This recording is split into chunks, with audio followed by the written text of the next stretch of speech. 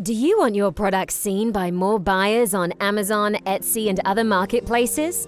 Do you want to get more traffic, make more sales, and scale your brand?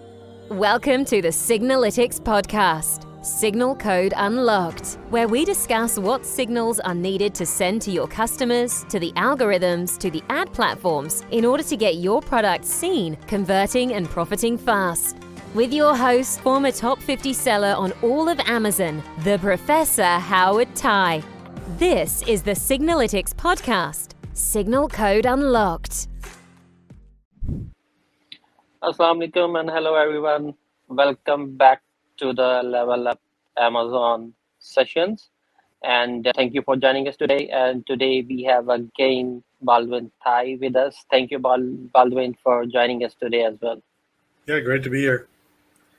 Awesome. All right. So today's topic is image and video optimization. And over to you, Baldwin. Okay. Let me share my slides. Yeah. Okay, here we go.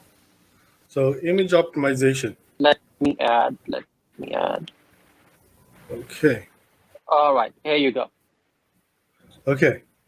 So image optimization. When we think about image optimization, we think of just how to do your pictures and how to put your 7 pictures on your listing and your EBC content, but it's actually much more than that. And I'll explain a little bit later, but for those who are new to the Amazon space or don't know how to really do their pictures, I'll start with the basics first. So for the product pictures, we should have at least 7 images for our images, including the main picture. The main picture should be white with a white background and clear. Make sure that when you do your pictures, the top part of the picture touches the borders. So you should not have any dead white space around your pictures. This will allow Amazon's format. I don't know if it's an algorithm, but it's their, whenever you upload pictures, it shrinks the image if you have any dead white space. So your image is altered when you upload it. We can add up to 9 images, but 7 are shown on mobile devices. And when you zoom in to the pictures, then 8 and 9 show up.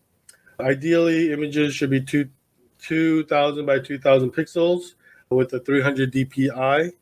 But lately, people have been changing it for mobile devices, optimizing for mobile devices to make it actually taller and skinnier, so that on mobile devices, it takes up more space when you scroll.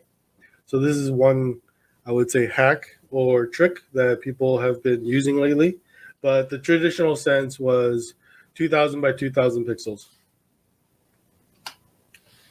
So your main image, again, white background, and it has to be more than 85% of the screen. Like I said, it should be touching all sides. I guess this image, this is Photoshopped, so the image isn't really, it should be touching all corners to maximize space. You can also, if you have different images, you can also do A/B split testings to figure out which image is the best one for you. But you can only do A/B split testing on Amazon if you have enough traffic. Not sales, but just traffic. So if you're getting a lot of impressions or getting a lot of session views, then that's when Amazon starts recommending your product for A/B testing. It should not contain any text or right here, it does say props or accessories. This could be old, but certain categories, they do display all the accessories on top of the main image. But in terms of looking at it visually, you should actually have a clean image so that people are attracted to the image and not be distracted by clutter. This will get your click-through rate through and higher than what it would be if people are not attracted to your image. Look at your competitors, see what they do. If they do cluttered images, always A/B test. Even if you're going against what everyone else is doing, maybe that's actually a benefit. Okay. Images must be larger than 1,000 pixels in length and width. This is the minimum criteria for Amazon, and ideally should be 2,000 by 2,000. Infographics. These are the other pictures in the 7 images that you would put up on Amazon. These actually describe what the product is, the different functions. You can see on this organizer, there really isn't much you can say about an organizer, but there is things that can stand out about the organizer that you can highlight. You can see in the picture, there's a bunch of features that people may look at. This can make you stand out against your competition if people are looking at these pictures. In this picture for the salty and sweetie tin, it's also making a stylish, like a versatile photo of just happy people eating cookies. It gives a sense of joy in using the product. So take also note that when you do your pictures, you're also building your brand. So you can also add your logos and your slogans into your infographics, and not just a plain picture, but take advantage of people looking at your product. As long as your logo isn't taking all of the attention, I don't suggest putting it smack in the middle, but put it off to the side so that people know your product when they when they look at your products. Because when they compare different products, maybe they're looking at a different salty and sweet bin. They're trying to remember which one was that one that I saw, and then they'll remember, oh yeah, Outshine is the brand that I was looking at because your brand is actually there. Okay, so you want to zoom in onto the product details showing the unique features and benefits of using your products, all the different angles. You just want a pleasant atmosphere, pleasant emotion. So pictures are supposed to rile emotions for customers when they want to look at a product. They want to know that they'll enjoy using the product, or it is something that they have a positive feeling about.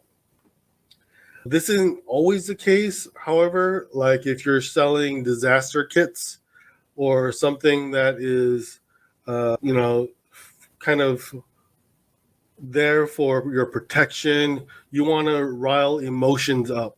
So maybe like imagery of fear or whatever it is, but they want to have that positive emotion when they want to feel when they buy your product. So if you have a disaster kit or something like that, also show a positive feeling when they're holding the product or using the product. That will be really helpful in when you curate your images. So for the main picture, you should always use the original packaging. So this is a very clean look. It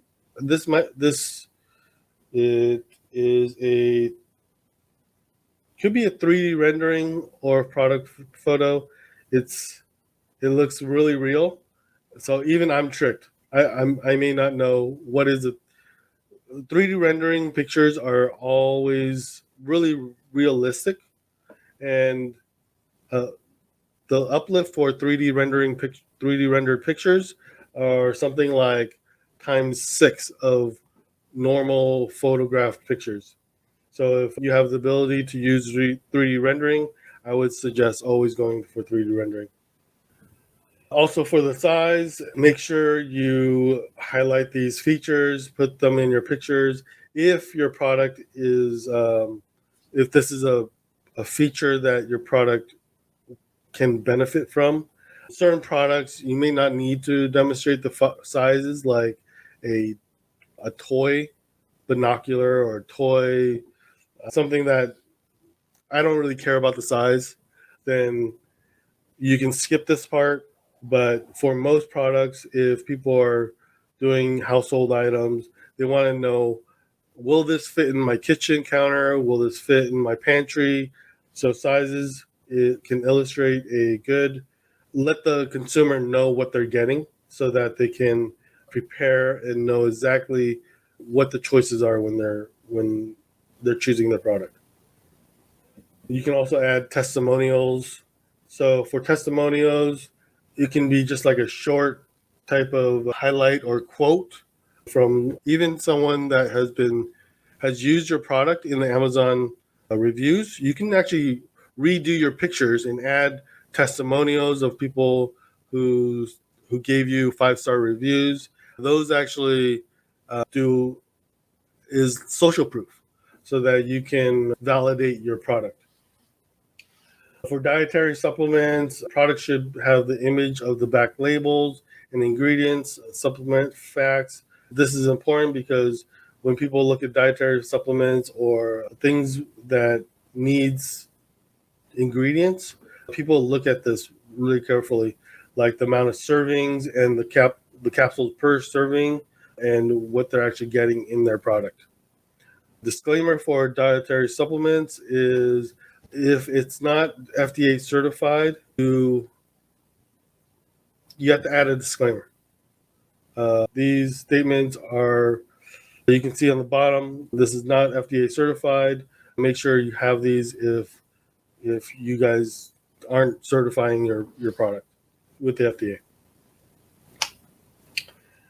We'll move on to the EBC and A+ content.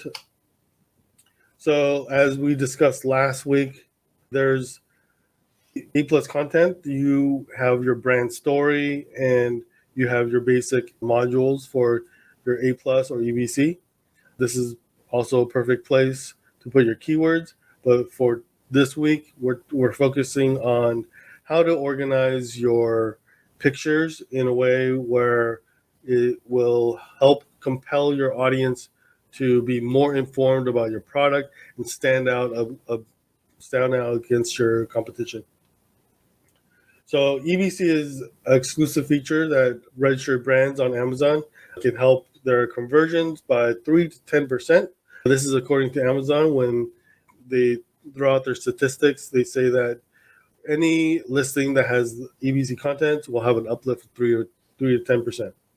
The A+ section is where you can combine text and images and create a compelling just story about your brand and more information.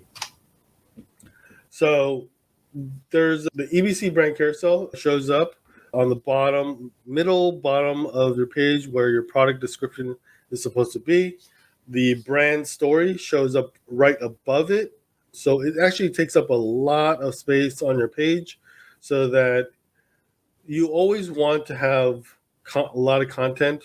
One, to highlight different features, to highlight different options for your product, to upsell, and to defend against leakage in your page. So when people go into your page, they're always scrolling, looking at your product, least likely to, or less likely to, go to another product. Although Amazon tries to make it hard by putting ads everywhere in your page, you can't stop that unless you want to do PPC defense, which we will talk about next time.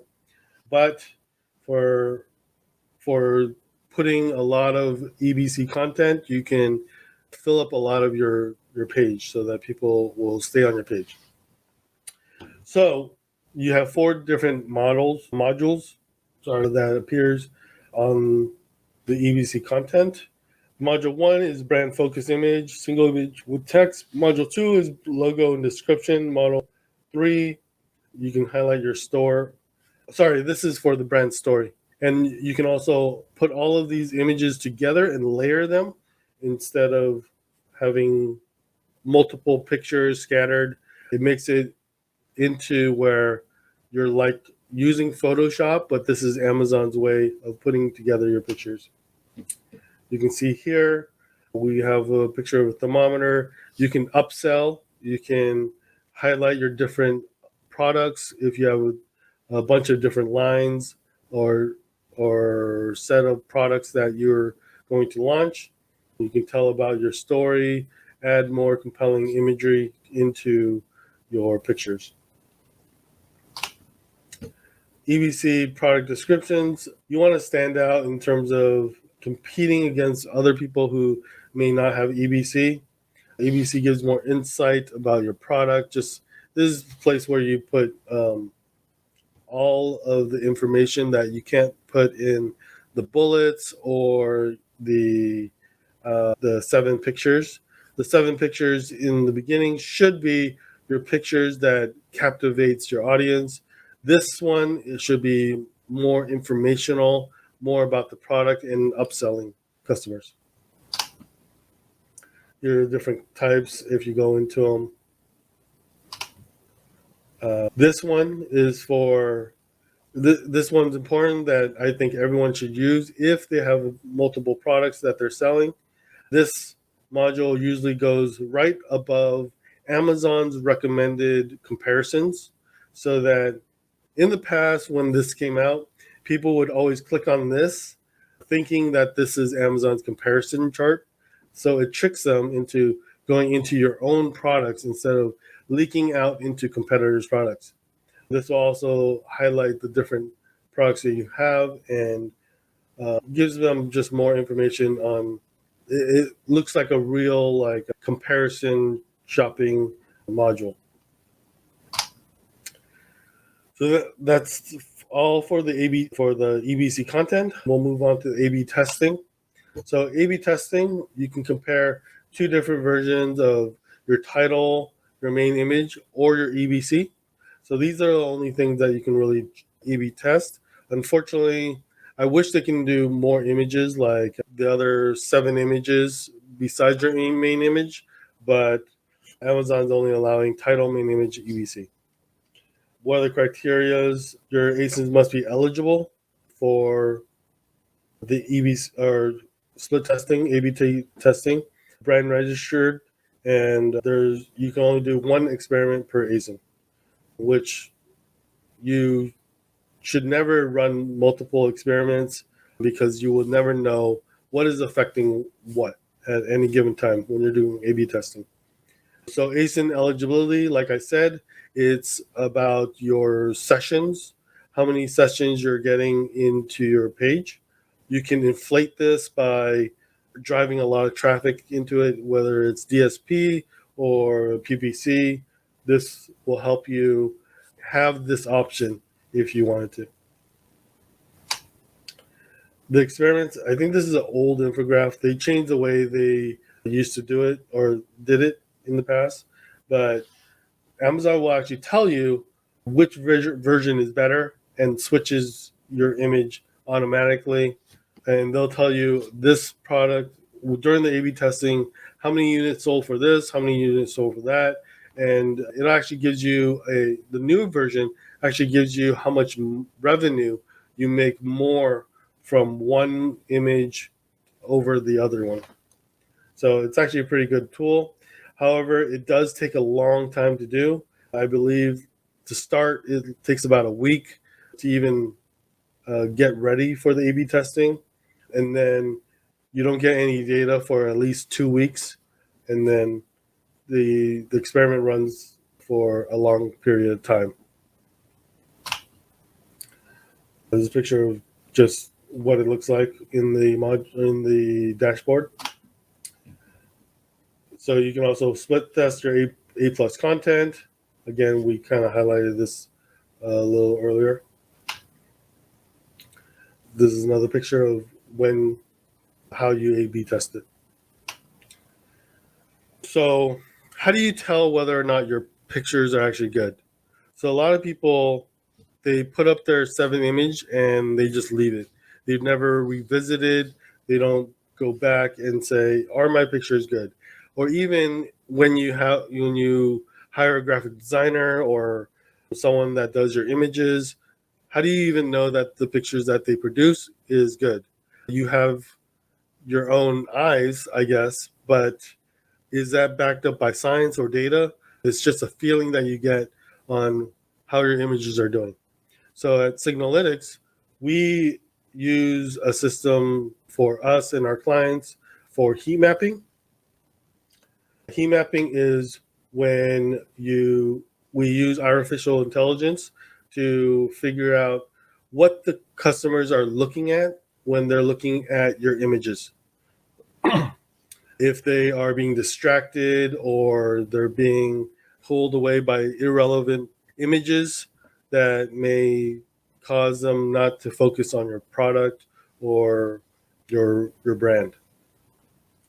So there's always 3 questions we ask ourselves when we're auditing pictures is, are people seeing important content?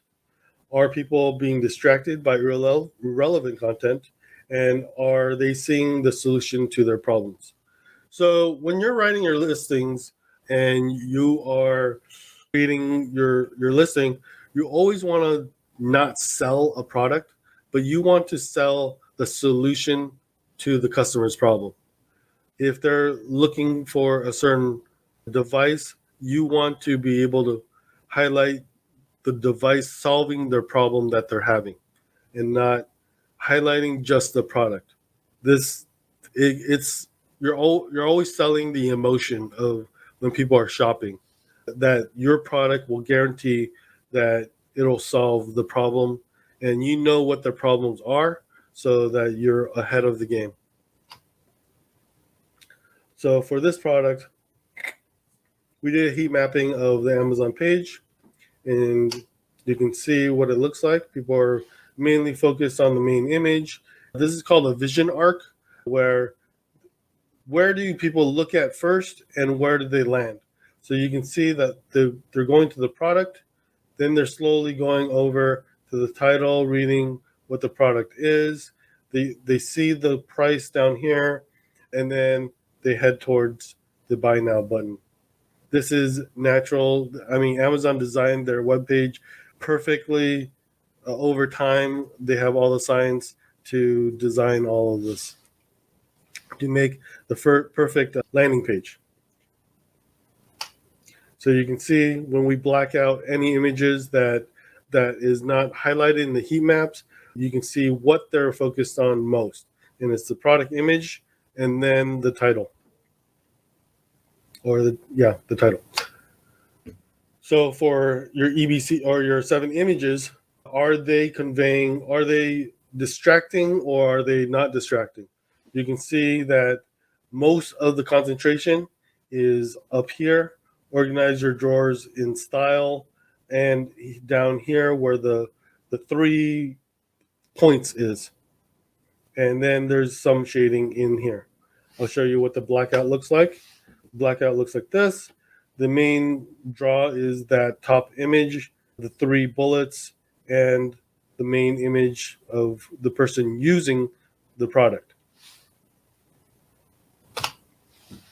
Here's an example of something we tell our clients not to do, is clutter their image. This is basically an image of just, there's a lot going on, a lot of different colors, a lot of different backgrounds. It's kind of distracting. I don't know where to focus on, and I don't really know where to start when I look at this picture. So you can see the heat mapping. There is some up here, but that's not even that. Mainly it's right here and right here. So it's looking at this woman's face, and it's looking at the computer screen for this virtual learning infograph. All of the other ones is very lightly highlighted. Remember when you use faces? Faces are powerful tools. Oops. When you are doing images, because people are attracted to faces. That's why, all of the industries always have pretty faces. as they're doing their images. So make sure if you do have faces, they're not too distracting where it's all that people are concentrated on. You can see the focus barely on multiple uses of the products. There was 6 images, but even this one image was totally ignored. This one is very lightly highlighted, and this one is lightly highlighted too. The image was stuffed unnecessarily. All 6 images have a laptop and a person. It would probably be better if you only had one single image of a laptop and maybe did like highlight of the different uses of the product. For example, this is a perfect example of what we're talking about. You have this is the original image. This is the heat mapping where they have the main image in the middle, and then they have the different uses of the images. You can see in the heat mapping, this is what people are concentrated on. There's no unnecessary clutter or colors that may distract them from what the product actually is. Here's also an example of people using this for the webcam of a bad image because the highlighted portions, all the main focus is on the laptop on this woman's face, which is fine to have faces. Again, you want to stir up the emotion of also happy people using the product, but also you want them to concentrate on other things in your listing. You can see that when I black out the picture, it's only going to show this and this. This may not even show up in the blackout. So usually when faces are involved, it grabs the attention of the pictures. Try adding bigger text, bolder texts, and in the infographics. I'm going to go back really quick. You can see just the color scheme could deter you from reading this because it's on the very top. It's very crammed up on the top. And this one, it's like a block of text. Block of text could get people's attention, but if there's a face involved, it's not. And people want to know when they're looking at images, they want to know snapshots. Just tell me the highlights. You can use your EBC content to write blocks of text, but for your 7 images, it should be your quick, what am I knowing in split second? What can I see in the pictures? This is an example of how to do it correctly. It's the same image of the woman and the picture, but now we put half block of infographics of the different uses on the side to stand out more, and you can see the vision arc. It probably starts from here, goes down, and goes over, or it starts from this woman's face and goes over this way. And now the least focused part is on the woman's picture right here, on the laptop. From before, that was the main focus of the picture. You can see it was the woman's head, and then they read the banner and the different ways of using the product or the features of the product. So that's what we usually do for our clients. We go through with them for the heat mapping and telling them in your listing, what are you doing that is bad in your images? What is being distracted, and so on. So next we go into 3D rendering. 3D rendering, the way people used to do photography for Amazon listing is just photography, and then you crop out the image, do some Photoshop, adjust lighting. But with 3D renderings, we can show a comparison. This is what the photography looks like. And unless you're a really good photographer and know lighting and know how to do Photoshop really well, this is the result that you get when you do your photography and Photoshop. But this is what it looks like when someone 3D renders the product. It looks so much more different. It stands out, and you can add more things into the picture to make it more realistic, and it just sells the product a lot better than this. Given this is somewhat blurry, and this is what you get from photography. Sometimes you get blurry pictures, and sometimes people work on blurry pictures, and it's not sharp, not clean. The colors are very dull unless you have the perfect lighting. This is what you get. I believe that's it for my presentation. I hope you guys enjoyed it. Okay. Awesome. Yeah, great. Thank you for the great presentation. Guys, if you have any questions, please comment on this live session. And I would like to add one thing here about the main image. As Baldwin, you said that if you have the white space, Amazon compresses your main image. So I have seen what few people are doing, few sellers are doing, and I won't recommend doing that.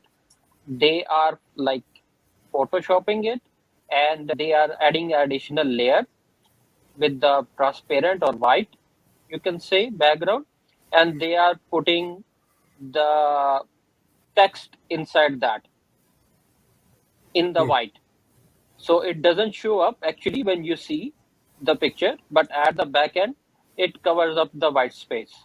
So that's what I have seen some sellers are doing it, but I won't recommend that. I will recommend, but you have said to keep the product larger and cover up the white space with the product instead of putting some content behind that. Yeah. Okay, guys. Yeah. So we have one question here. Is it good to design our main image with packaging box? Yeah, people do like to see what they're getting in the beginning. So if there's a lot of different products that comes in your bundle or your kit or whatever it is, that is probably people used to do where they scatter all the images across all the different parts to showcase all the products. But honestly, nothing beats.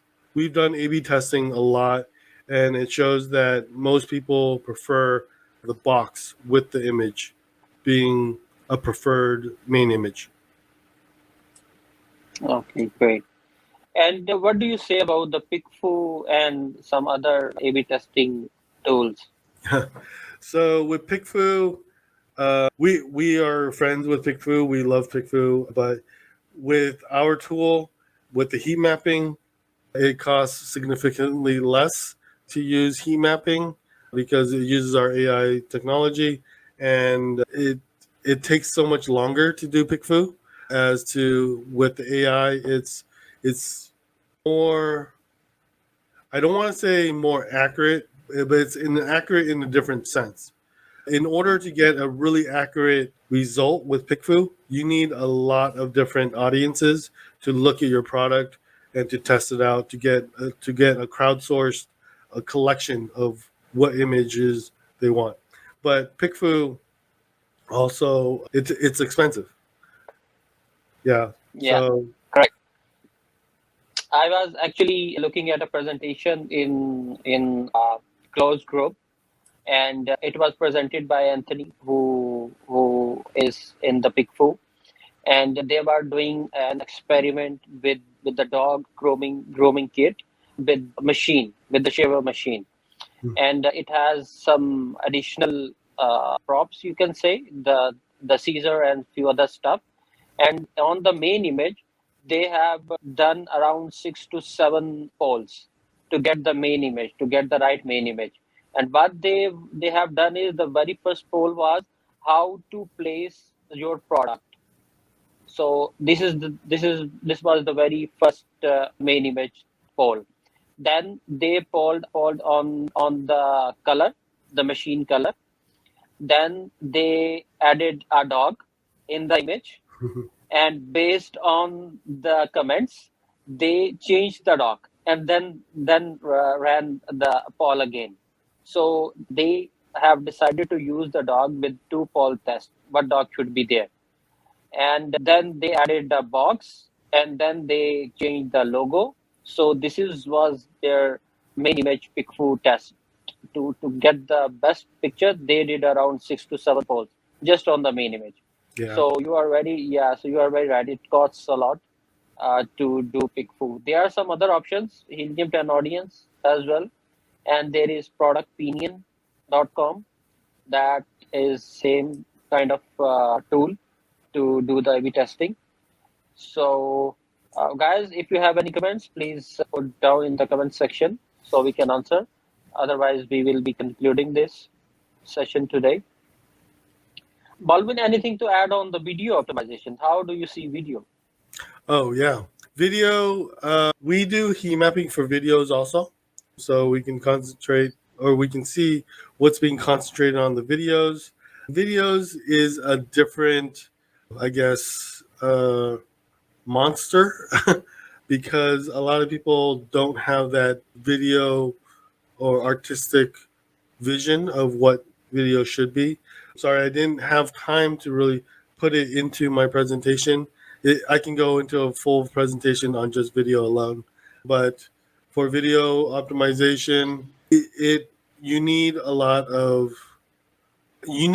someone who knows how to do the videos in order to create a good video, someone to emotionally tell a story about your product.